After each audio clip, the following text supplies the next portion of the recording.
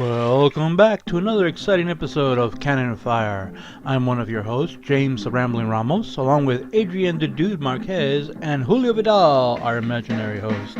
We have a special show for you, the return of Paul Anthony Llossas of American Culture Critics. In this segment, we discuss the movie industry and all its woes. Join us, won't you? And we're back with another exciting segment of CanonFire. This is your fourth dimensional host, Julio Vidal speaking. You're not the host, Julio. Of the fourth dimension, I am. And we are here with our favorite critic that always seems to hate all the movies we like, Paul Anthony Llossas. That's me. Hello, everybody. Don't mind me, I'm eating. So, what are we going to talk about today, Julio? We're going to talk about money and people screwing up with it. Yeah, that's never a touchy subject. Like what? Specifically with how the film industry is doing really bad this summer. Considering this is their main big budget, big money season. We're seeing a lot of downturn in their financial situations with like the whole industry being down like a 10% from last year's summer films. With bombs like Alice Through the Looking Glass and like 13 Hours of the Benghazi Story. Things like that. Bangor right now. Hey, look, there's another guy here. Right now. Are you, the cameraman I'm seems to have a problem. Because I might get people back. You don't have punk? Okay, anyways. No fun. So, since you are literally a movie film critic, how do you feel about this whole downturn in money? Like, why do you feel that this summer is suffering so much? That's a heavy question. Don't mind me, I'm eating. No, seriously. Okay, first of all, you've got a summer that's being built around sequels, reboots, remakes. Okay? Where's the incentive to go to a movie theater if it's going to be the same old same? Or, on the flip side, it's going to be something that's going to, how do they say, either ruin or rape people's childhood. Where's the incentive? Since you're hosting this segment there, Julio, could you hold the red mic closer to our guest? Thank you. Speaking of your laughing all over here. Now, as far as where the money is going in these films, if we take a look at these films, we're seeing that they're getting bigger, they're getting more laden with bloat in terms of visuals and in terms of salaries and such. And the feeling you're coming away with is that Hollywood seems to want to throw more money at it. Because the more money you throw at it, the bigger it should be. And special effects aren't always the answer. Special effects sometimes cannot be the answer. Because you can have the most lavish looking story in the world, but if it bores you to tears, you're not going to have the incentive to want to watch it. You know, that was one of my rants recently about content. Movies don't have enough content, and they don't justify the time that one spends at the movie theater. Because all they do is throw the same old shit at you. Well, you've got. What we have this summer is an interesting case of more is less and less is more. Let's throw it back a bit, back to Star Trek the Motion Picture. Okay, one of the biggest special effects bonanza films ever done during the renaissance of special effects. Okay, beautiful, stunning, just gee whiz visuals, and yet one of the most boring stories ever committed to film, especially for science fiction, especially with characters that had been in reruns continuously, uninterrupted since the cancellation of the show. So everybody knew what the characters were like, how they would interact, but they were practically interchangeable because there's no dynamic. What most people don't realize is that when Nicholas Meyer was tapped to direct the sequel, Star Trek II, which it was greenlit by the skin of its teeth, mind you, they slashed the budget to a third. So you couldn't have the lavish visuals that the first film had. So what did Nicholas Meyer do? He focused on the story and he focused on the characters. The special effects were acceptable, actually more than acceptable, but still done on a shoestring budget compared to the previous one. Sets and models were reused. Okay, the regular one was Epsilon 9, for example, just flipped upside down. And the Nebula scene, I believe, was done with colored water. And still, it is considered to be the best of all Star Trek films ever made. It ranks number 1. Less is more. And he concentrated on the characters. He concentrated on the story and the development. It was a tight story, and it touched upon themes that were relatable to everybody. Themes of mortality, aging, time moving on, things of that sort. Things that we as an audience could grasp. Okay? Nothing so highbrow. Okay, now that was one of the few exceptions this year, right? Okay? That's well on its way of being a movie maker, a money maker rather. But your point, Julio, is that that's not the norm for the industry this year. Yeah. Right? How does that affect you as a critic? How does it affect me as a critic?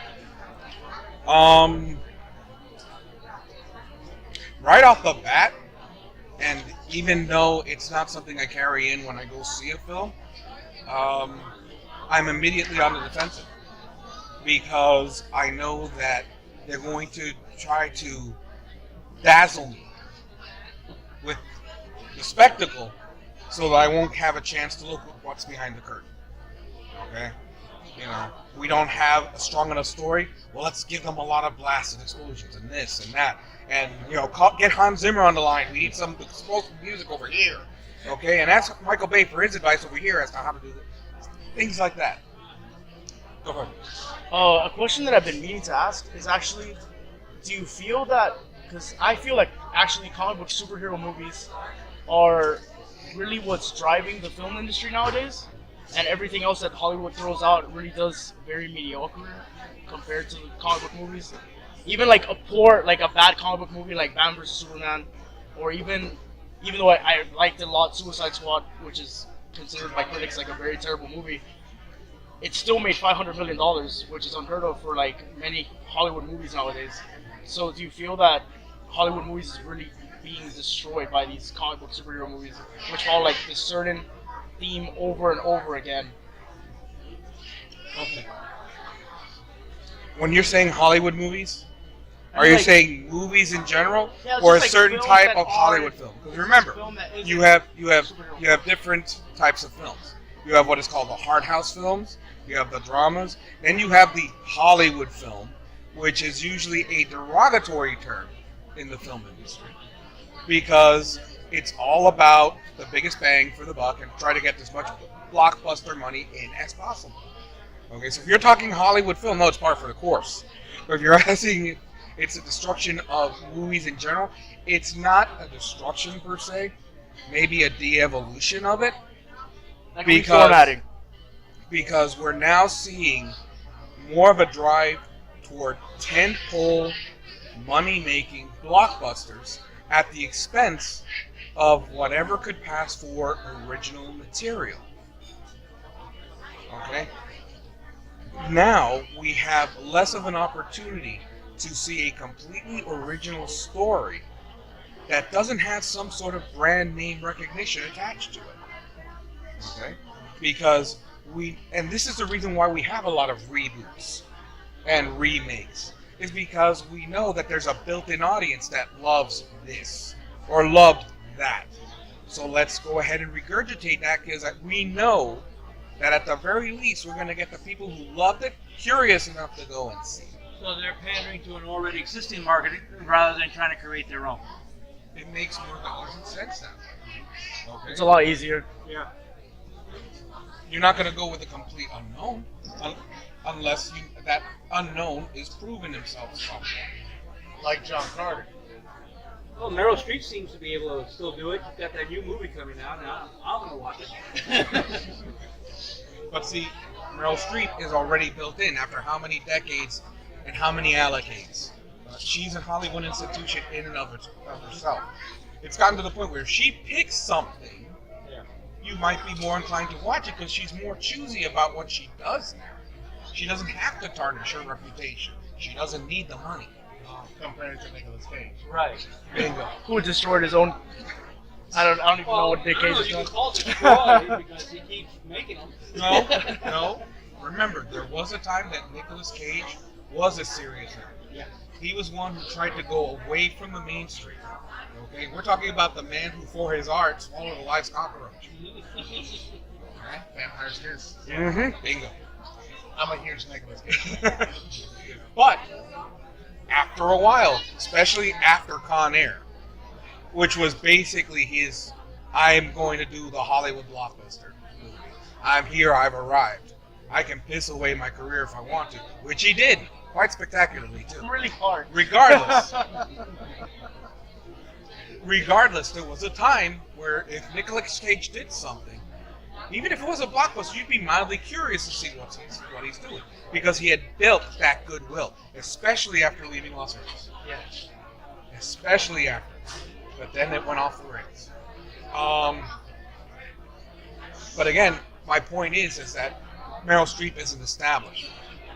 Okay, so you'll tend to find that's a name. And that's a name that's associated with. Okay, and names still have power in Hollywood. Yeah. People say that the star power isn't what it used to be, and that it should be the movie itself. Well, Ben-Hur is a perfect example why you need a name in the marquee.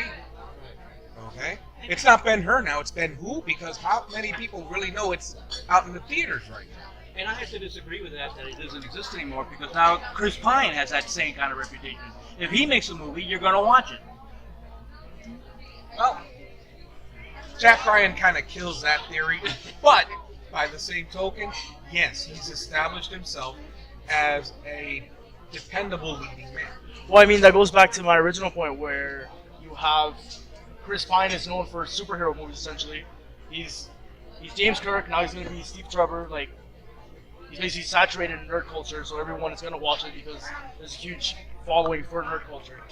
Nerd culture now isn't what it was in the 80s where people were like, oh, you're weird, or any of that weird stuff. Now it's No, we rule. Yes. now it's very much the norm. Another question I wanted to ask, as a film critic, how do you feel your future reviews are going to be? Is it going to be more? Do you feel like it's just going to become overly saturated with comic book reviews, or is it just going to be you feel there's going to be a boom of something else? If you're talking about me personally as a critic, I will review any film that either I'm invited to review or I see on my own. Now, here's the thing about the films that if I see them on my own, I have to be moved to criticize it. Okay? I don't just criticize or write reviews for it, rather. I don't want to say criticize, it's a little too judgmental. But film criticism, film analysis, which is what my reviews are mostly on, it has to move me in some way, either for the positive or for the negative, or if I see some merit in it that I didn't see before. For example, I'm planning on doing a retro review analysis as to why the original Ghostbusters was not just the four main actors riffing on each other, but it resonated because it came out at a specific time in history. Okay, in the Cold War, and that actually Ghostbusters is allegorical to the counterculture and Cold War. So, but that's for a natural review. Yes, shameless plug. Deal with it. We accept those and take up. Well, that's the end of this segment. Hopefully, you'll stick around for our next segment with Adrian and Jamon Supreme Ramos harassing this one guy next to me. We'll be back. Ding, ding, ding, and thus ends our first round with Paul Anthony Llossas of American Culture Critics. That was some pretty fascinating stuff with Julio. Good job, man. Next time, I'll be discussing Star Trek Beyond with our buddy Paul. We'd like to thank Paul Anthony Llossas for coming on the show. As always, he's a pleasure. Check him out at American Culture Critics. Our thanks to Louis Chacon and 24/7 Miami. Check them out on the internet. They have some fascinating programming. To Sam Owens of Hope's Comics. If you're in the neighborhood, check them out. And Irving Santiago of UltraCon. UltraCon's coming October 8th and 9th, guys. Get online and check out the ticket prices and deals that they have. Their $40 weekend special is looking mighty good. He also has a free event coming up September 10th, Comics and Cosplay. We're going to be covering both events, so we'll see you there. And lastly, Fan Freaks, our Facebook group. Check us out online and join up today. So from Adrian Marquez, Julio Vidal, and myself, Jim Ramos, caballeros y damas, hasta la próxima.